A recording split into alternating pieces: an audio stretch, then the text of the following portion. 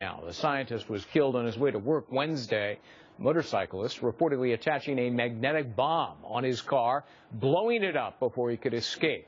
So how should the U.S. respond to the growing pressure with Iran? Here now, Stephen Yates, former Deputy Assistant to the Vice President for National Security Affairs. Mr. Yates, always good to see you.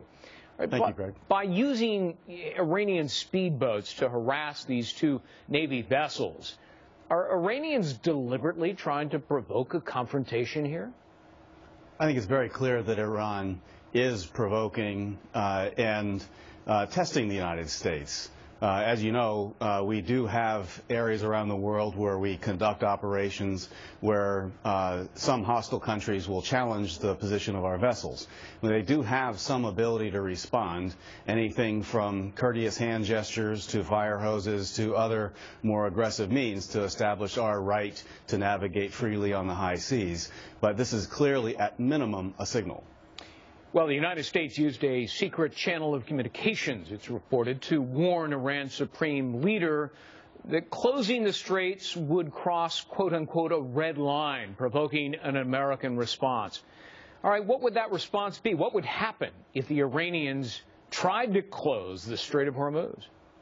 That's an important question, and I think it's important to contemplate what do the Iranians believe would happen. I mean, the signals that we've been sending in recent years are that the tide of war is receding and we're pulling back our troops, and we don't have a strong response to some critical developments in the region, including in Syria, a client state of Iran's.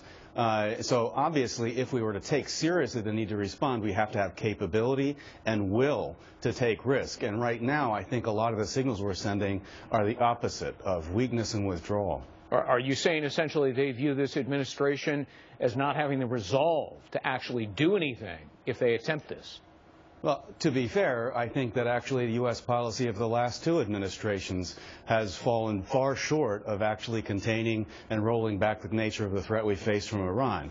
But clearly, in terms of the military disposition in the region, when you start to withdraw enormous numbers of troops and you don't really have a policy for dealing with the traumatic change politically and otherwise in the broader region, Iran is a significant power. It's testing its limits, and it is trying to change the balance of power in the region. I think that's a serious issue for the current administration and future ones to face. All right. Stephen Yates, thank you very much for taking the time. I wish we had a little bit more, but we had some breaking news to deal with.